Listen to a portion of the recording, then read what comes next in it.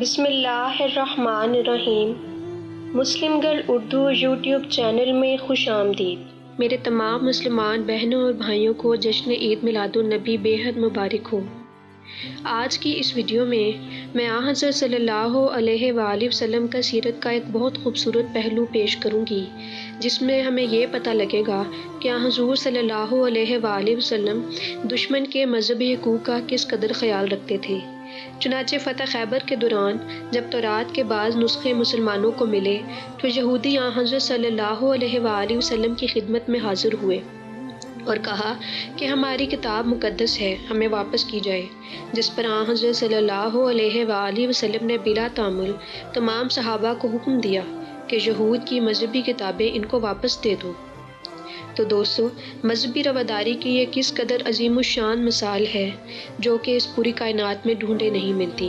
اسی طرح ایک مرتبہ حضور صلی اللہ علیہ وآلہ وسلم نے مشرکوں کو بھی مسجد نبوی میں ٹھہرایا۔ اس کا واقعہ کچھ یوں ملتا ہے کہ جیسا کہ آپ سب جانتے ہیں کہ طائف کا ایک وہ دور تھا جب حضرت صلی اللہ علیہ وآلہ وسلم اسلام کی تبلیغ کے غرض سے وہاں پہنچے تو آپ صلی اللہ علیہ وآلہ وسلم کو طائف کے تمام لوگوں نے پتھر مار مار کر لہو لہان کر دیا تھا۔ پھر اسی طرح ہم وہ دور بھی دیکھتے ہیں کہ جب طائف اسلام کی قوت سے مروب ہو گیا، چنانچہ اہل طائف کا ایک وفد حضور صلی اللہ علیہ وآلہ وسلم کی خدمت میں پہنچا اور اس وفد میں ان کا ایک رئیس بھی شامل تھا۔ یہ وہی رئیس تھا کہ جب حضور صلی اللہ علیہ وآلہ وسلم پہلی مرتبہ طائف تشریف لے گئے تھے تو اسی رئیس نے ایذا رسانی میں کوئی کسر نہیں چھوڑی تھی، اور آج یعنی کہ فتح مکہ کے موقع پر وہ ایک وفد کا رئیس بن کر جھکی ہوئی گردن اور جھکی ہوئی نگاہوں کے ساتھ حضرت صلی اللہ علیہ وآلہ وسلم کی خدمت اقدس میں حاضر ہوا تھا۔ لیکن آپ صلی اللہ علیہ وآلہ وسلم نے ان کے ساتھ کیا برتاؤ کیا؟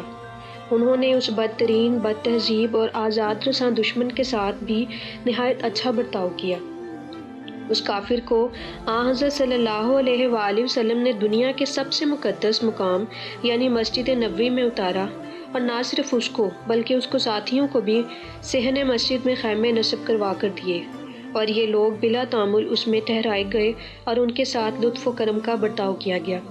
چنانچہ جب اس وفد کے لیے آپ صلی اللہ علیہ وآلہ وسلم نے خیمے نصب کروائے تو صحابہ نے عرض کی کہ یا رسول اللہ صلی اللہ علیہ وآلہ وسلم، یہ پلید مشرک قوم ہے، مسجد میں ان کا ٹھہرانا مناسب نہیں۔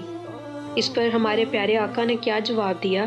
آپ صلی اللہ علیہ وآلہ وسلم نے فرمایا، اس آیت میں دل کی بلندی کی طرف اشارہ ہے، جسموں کی ظاہری گندگی مراد نہیں، اور نہ کوئی انسان ان معنوں میں پلید ہے، کیونکہ سب انسان پاک ہیں اور ہر مقدس سے مقدس جگہ پر جا سکتے ہیں۔ یعنی کہ قرآن کریم کے احکامات کے مطابق حضور صلی اللہ علیہ وآلہ وسلم نے اس قوم کو پلید قرار نہیں دیا، بلکہ ان کو اس مقدس جگہ پر بہت ہی عزت و احترام کے ساتھ ٹھہرایا۔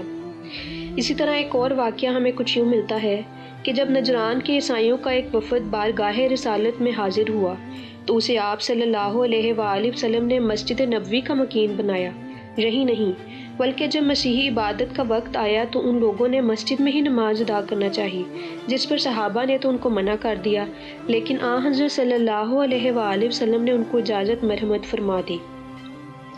یہود کا اسلامی مسلمانوں اور داعی اسلام کے ساتھ کیسا رویہ تھا، یہ بات ہم سب جانتے ہیں۔ یہ یہود بھی نجرانی عیسائیوں سے ملنے پھر مسجد نبوی آیا کرتے تھے اور گھنٹوں بات چیت کیا کرتے تھے، اور ان کی آمد پر کبھی بھی کسی نے پابندی عائد نہیں کی۔ ابن اسحاق کہتے ہیں کہ جب نصارہ کا گروہ آپ صلی اللہ علیہ وآلہ وسلم کی خدمت میں حاضر ہوا تو آپ صلی اللہ علیہ وآلہ وسلم مسجد میں تشریف رکھتے تھے اور عصر کی نماز پڑھ کر بیٹھے تھے۔ ان کی نماز کا بھی وقت آیا اور یہ مسجد سے جانے لگے تو آپ صلی اللہ علیہ وآلہ وسلم نے فرمایا کہ رکو، نماز یہیں پڑھ لو، تو ان لوگوں نے مشرق کی طرف منہ کر کے نماز پڑھی۔ تو دوستو، ان تمام واقعات سے ہمیں یہ معلوم ہوتا ہے کہ ہمارے پیارے نبی اکرم صلی اللہ علیہ وآلہ وسلم تمام جہانوں اور تمام مذہبوں کے لیے باعث رحمت و شفقت تھے۔ آپ صلی اللہ علیہ وآلہ وسلم نے ہمیشہ دشمن کے تمام مذہبی حقوق کا خیال رکھا۔ اللہ پاک سے دعا ہے کہ ہمیں بھی وہ حضور صلی اللہ علیہ وآلہ وسلم کے مبارک اسوے پر عمل کرنے کی توفیق عطا فرمائے، آمین۔ اگر آپ کو آج کی میری یہ ویڈیو پسند آئی ہو تو ضرور لائک کریں، ساتھ ہی ساتھ چینل کو سبسکرائب کر کے بیل آئیکن پر کلک کریں تاکہ میری آنے والی ہر ویڈیو آپ تک بر وقت پہنچتی رہے۔ شکریہ۔